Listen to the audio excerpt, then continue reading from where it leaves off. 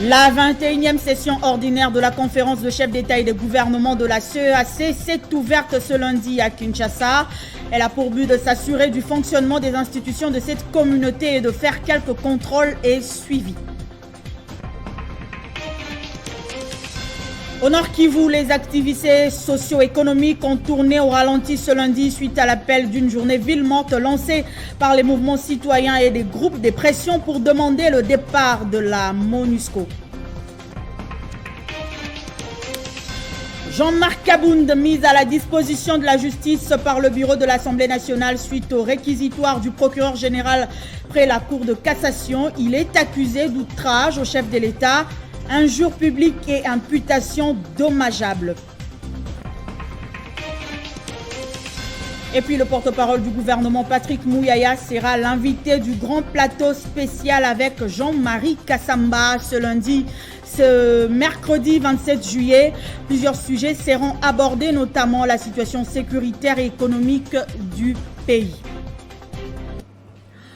Bienvenue à tous sur Télé 50. À la une de l'actualité, la capitale congolaise a accueilli ce lundi la 21e session ordinaire de la conférence de chefs d'État et de gouvernement de la communauté économique des États de l'Afrique centrale. C'est le chef de l'État, Félix Tshisekedi, qui en a assuré la présidence.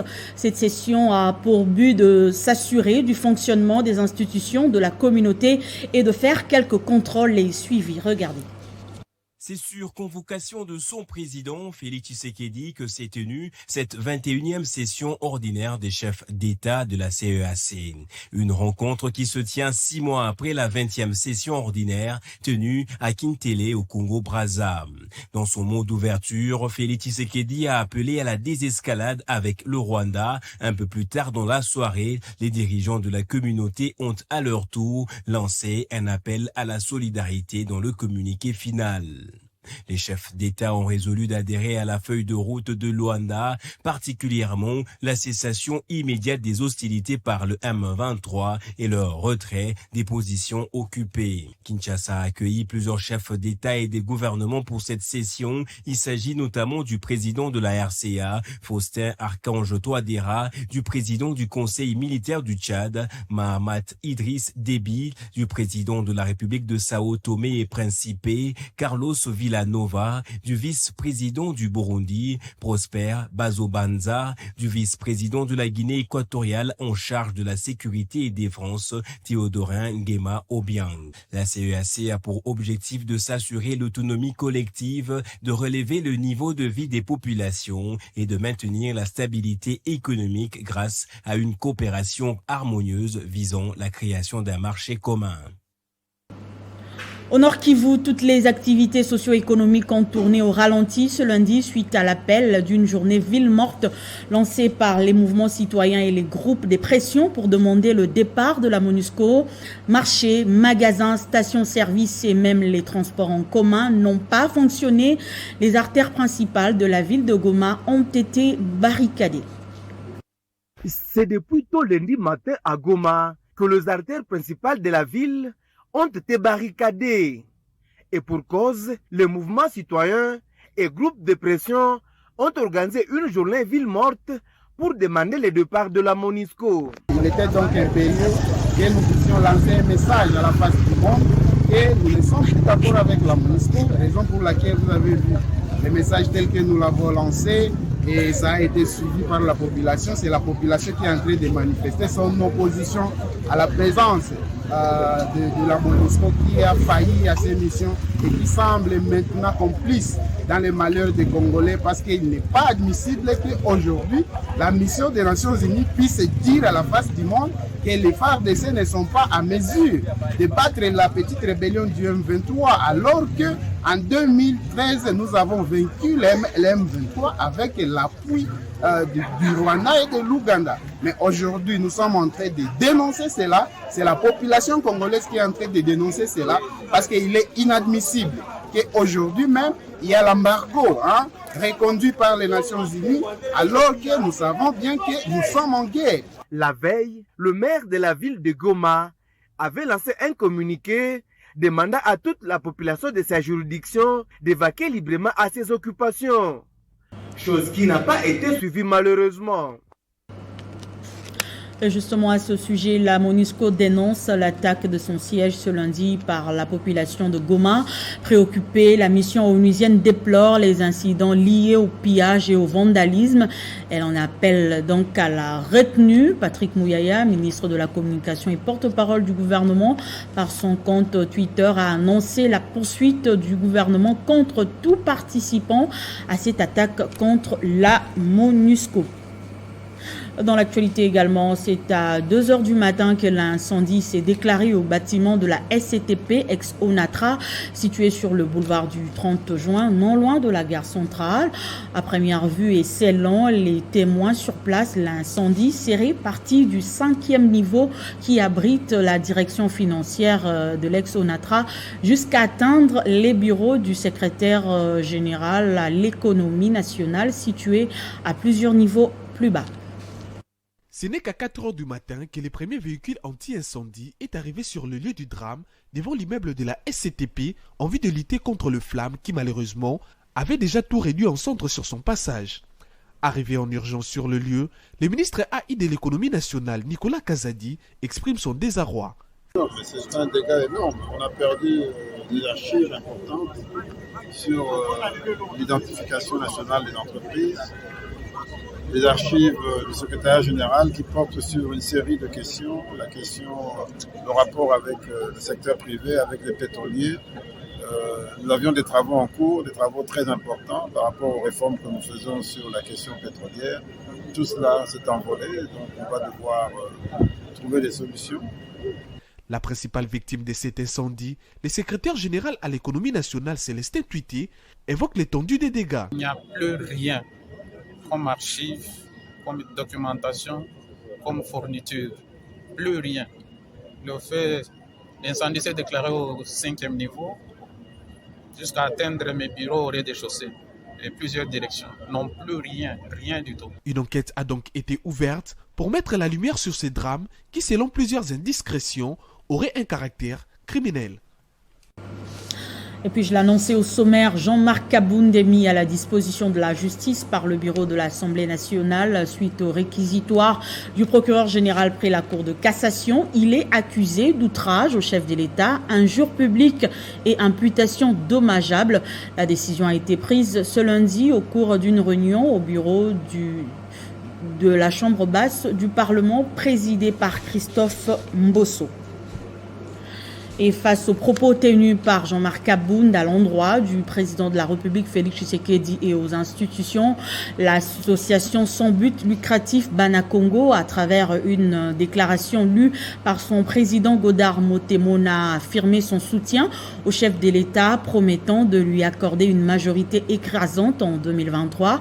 Elle encourage par ailleurs la justice à poursuivre sa procédure entamée contre Kabound.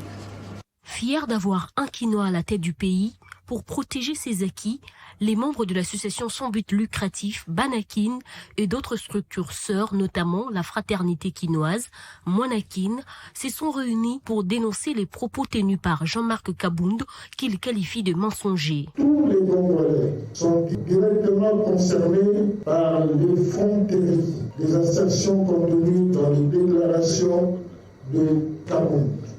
Par ces allégations, consacrent un crime de lèse-majesté et d'outrage en la personne du chef de l'État. Celui qui touche à son excellent Félix Antoine Tshisekedi touche à tout le peuple congolais en général et en particulier aucunement. Pour cet ASBEL, à travers son discours, l'ancien président AI de l'UDPS vient de jouer sa partition, étant donné qu'il est intervenu au moment où la République démocratique du Congo est agressée par le Rwanda. Kabound, nous t'avons démasqué. Nous, fils et filles de Kinshasa, héritiers de l'esprit de résistance de Mzee Laurent Désiré Kabila, qui nous a légué la devise « Ne jamais trahir le Congo ». Selon Banakin, les allégations des Kabound usurpent ainsi l'héritage idéologique de feu Étienne Tshisekedi, d'où les Quinoises et Quinois ont été invités à la vigilance. Et puis sachez que le porte-parole du gouvernement, Patrick Mouyaya, sera l'invité du grand plateau spécial avec Jean-Marie Kassamba sur Télé 50. Les thématiques iront de la situation sécuritaire avec les tensions rwandaises, l'état de siège ou encore le départ de la MONUSCO, mais aussi la situation économique, la mobilisation des recettes, les réserves d'échange. Occasion également d'aborder les enjeux électoraux avec 2023 qui pointe à l'horizon. Un programme exclusif à suivre sur Télé 50 ce mercredi 27 juillet à 20h. À Massina, les mamans continuent de montrer leur affection à l'endroit de Jonathan Bialoussouka-Ouattara, autorité morale de l'ABG. À chacune de ses apparitions dans ce coin de la ville qui le porte particulièrement, il est accompagné des foules, des structures bien organisées qui lui ont témoigné soutien et fidélité.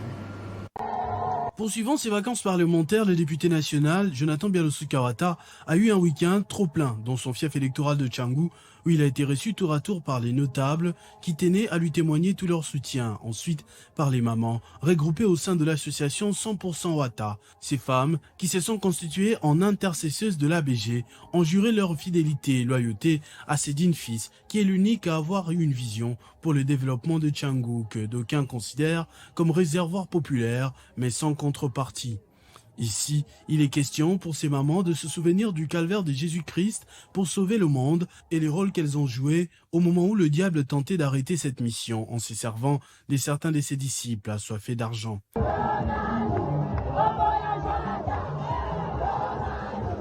Comme vous pouvez le remarquer, Jonathan Bialoussouka-Ouattara confirme de plus en plus son leadership dans Tchangou suite à son ancrage sociologique, sa politique de proximité, ses œuvres sociales et son savoir-vivre, ainsi que son savoir-faire. Partout où il passe, il sensibilise pour Félix-Antoine Tshisekedi et rassure sa réélection, tout en soulignant que l'ABG est l'un des partis sur lesquels il peut compter pour avoir une majorité parlementaire, tant à l'Assemblée nationale que pour la ville de Kinshasa, qui reste le cheval de bataille de cet enfant terrible de Tchangou. Tout était au rendez-vous, chants, danses et cris de joie, comme pour concrétiser ce mariage inébranlable entre Jonathan Bialoussouka et sa base naturelle. Et de son côté, le député national Jean-Marie Boulambo a été accueilli par une foule en liesse à son arrivée au port de Bukavu. Il a mobilisé sa base sur les questions électorales. Son arrivée à Bukavu, chef-lieu de la province du Sud Kivu, a perturbé toutes les activités portuaires. Le député national Jean-Marie Boulambo Kilosho, profitant de ses vacances parlementaires, a été chaleureusement accueilli par les militants et militantes de son parti politique Les Panadères, parti de l'Alliance nationale pour la démocratie et la République. Une marée humaine venue de toutes les communes de cette ville l'accompagne du port jusqu'à la place de l'Indépendance, un moment de communion pour l'élu de Bukavu avec sa base, rendant ainsi difficile la circulation sur ce tronçon routier. Plusieurs points évoqués dans son adresse à la population de sa circonscription électorale, notamment la situation socio-économique de la province, la situation sécuritaire aggravante causée par le M23, ainsi que les échéances électorales à venir. À ce sujet, le député du FCC, Jean-Marie Boulambo Kilosho, explique à sa base le point divergent entre la majorité au pouvoir et l'opposition, à savoir la CENI, la Cour constitutionnelle ainsi que la loi électorale. Nous ne sommes pas venus ici pour dire nous parlons pour tel ou pour tel. Non, nous sommes venus dire que le moment venu, nous désignerons la personne que nous allons accompagner dans les élections avec tous tels que vous êtes là. Il promet par ailleurs de revenir consulter sa base pour le choix du candidat président de la République.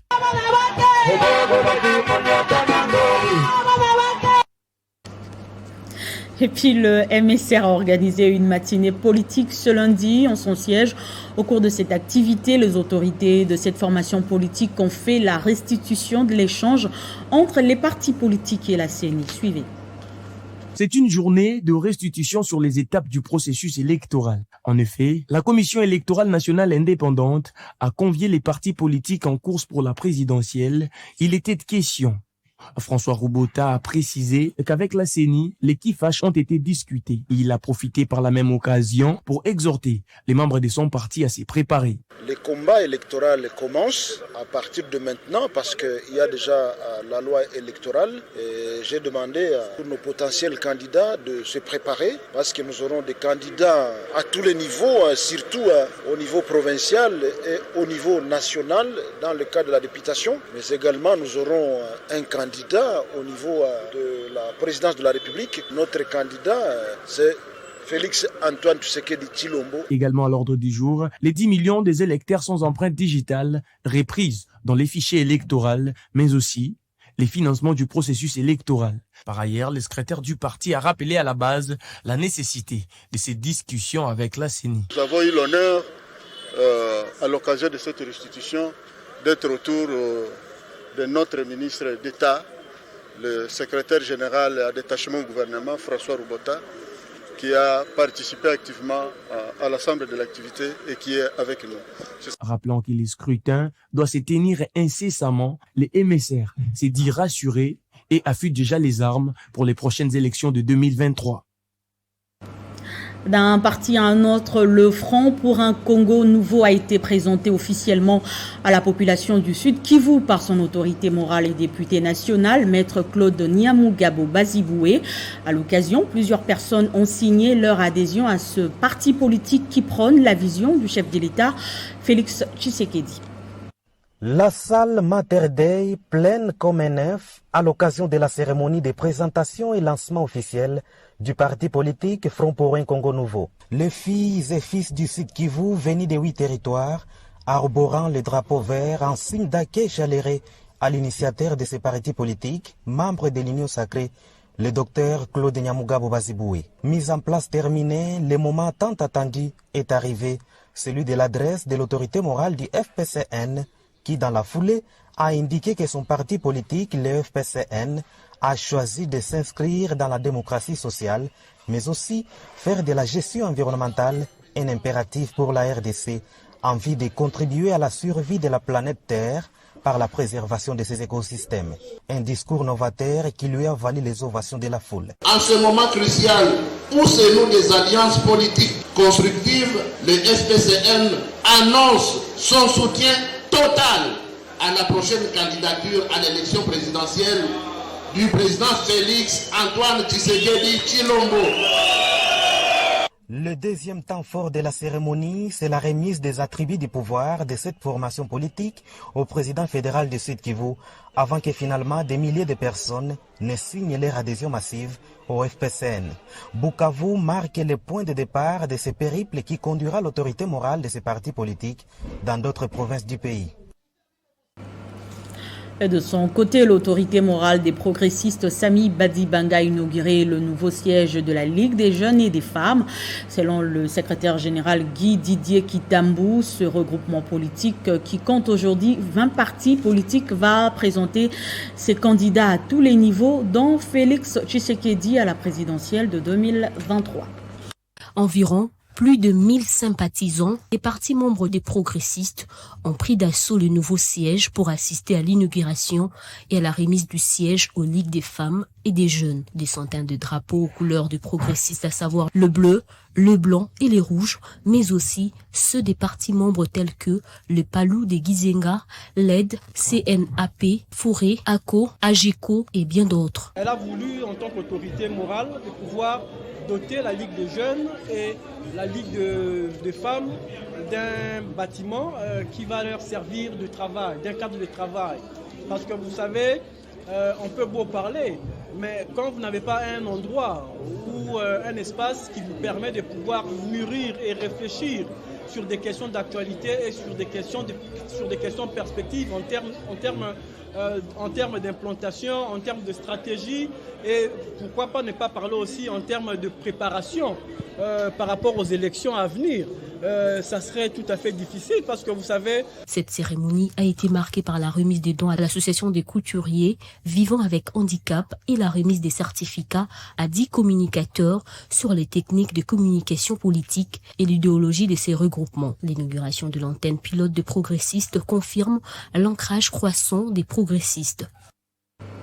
Autre chose à présent, le gouverneur de l'Équateur, Bobo Boloko, a procédé au lancement des travaux de réhabilitation de la route nationale numéro numéro 8, Kalamba Bokatola. Les détails dans cet élément. C'est à Kalamba, village situé à environ 68 km de la ville de Mbandaka, que le gouverneur Bobo Boloko a donné les go des travaux de réhabilitation des tronçons routiers reliant Kalamba, Bokatola, dans les territoires de Bikoro et Ingende. En prenant la parole, le directeur provincial de l'Office des routes a, dans son discours, tenu à remercier les chefs de l'exécutif provincial pour son soutien en termes d'acquisition des engins. Notre profonde gratitude à son Excellence, Monsieur le gouverneur de la province de l'Équateur, nommément Bobo Boloko Bolumbu, pour d'énormes services qui nous rend. Excellence, Office des routes et Tonio Botondi. Les travaux que nous allons bientôt lancer interviennent dans le cadre du programme d'urgence relatif à l'arrivée du chef de l'État dans la province de l'Équateur, puis au financement du FONER. Ces travaux d'entretien lourd consisteront à la suppression du bourbier, au traitement de points chauds, ainsi qu'au rechargement partiel. En présence des administrateurs des territoires et du directeur provincial des FONER, ainsi que la population venue pour la circonstance. Notez que les 10 travaux s'inscrivent dans les cadres du programme d'urgence en lien avec l'arrivée du chef de l'État dans la province de l'Équateur. Et dans la province du Haut-Ouélé, le gouverneur Christophe Bassé-Nanga a pris part dimanche à la messe marquant le 25e anniversaire de l'épiscopat de Monseigneur Janvier Kataka, évêque du diocèse de Wamba. À l'occasion, un cadeau du chef de l'État, Félix Tshisekedi, a été remis au prélat catholique. Aussitôt arrivé ici au chef-lieu du territoire de Wamba, le gouverneur du Haut-Ouélé est pris en charge par les forces de sécurité avant de recevoir ses civilités du comité d'accueil. Juste après, Christophe Bassé-Nanga investit l'esplanade de la cathédrale pour prendre part à ce jubilé d'argent. Entouré du président de l'Assemblée provinciale ainsi que du conseiller principal du chef de l'État au collège culture, arts, questions religieuses, l'autorité provinciale assiste à l'audition de Monseigneur Janvier Kataka. Prenant la parole, le chef de l'exécutif provincial se veut rassurant. Ces 25 ans d'engagement à l'œuvre divine lui ont valu le mérite d'avoir ordonné la plus grande partie de son clergé séculier. Il revient à ses fils d'assurer sa relève et de pérenniser l'œuvre de leur père. Le gouvernement reste déterminé à poursuivre l'œuvre dans tous les secteurs, conformément à la vision du chef de l'État. De son côté, l'émissaire du président de la République loue également les actes de l'évêque de Wamba. Il a des problèmes de circulation des paroisses de milieu rural. Président,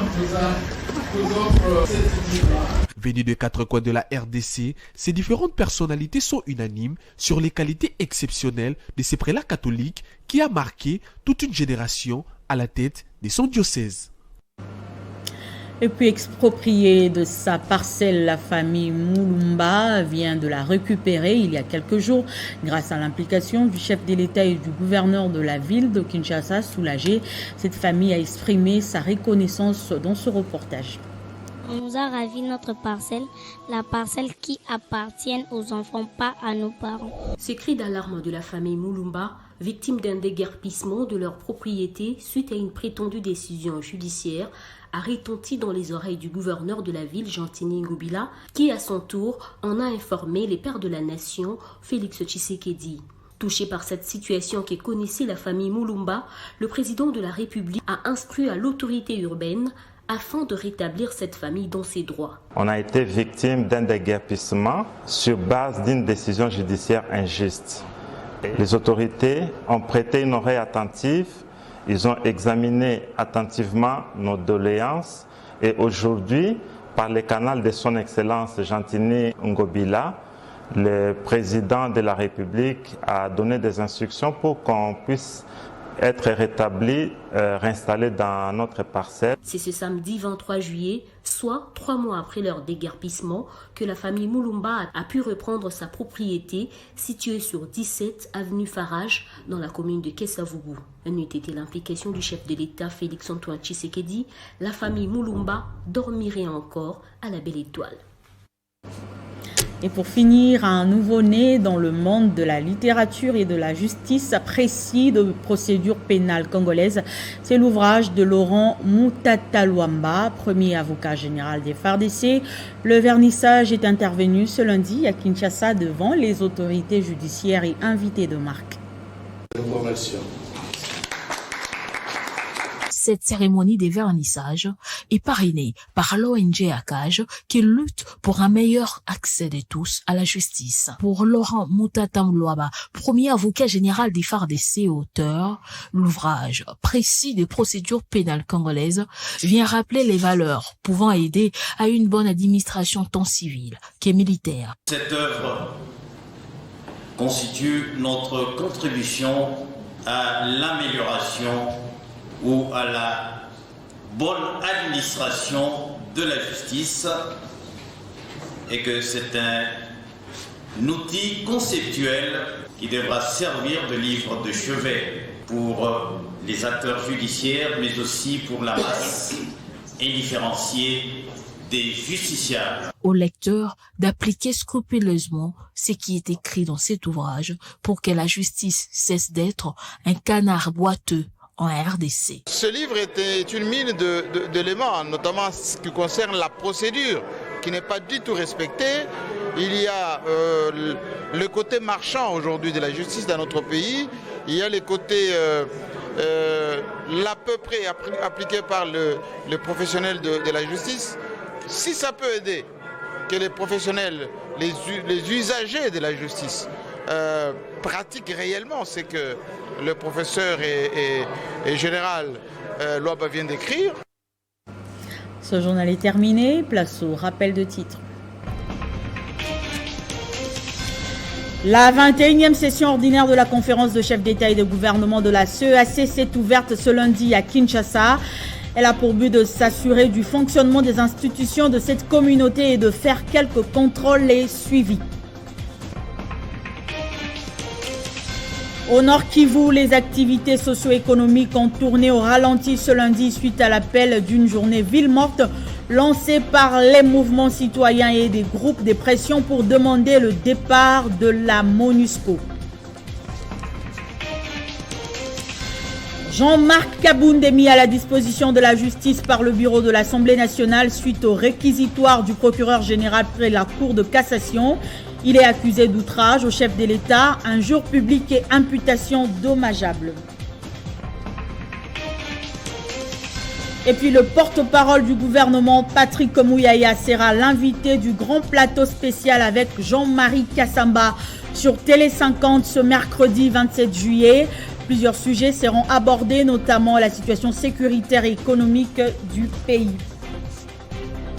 Merci de nous avoir suivis. Je vous retrouve très prochainement avec le même plaisir. En attendant, restez branchés au programme de Télé 50.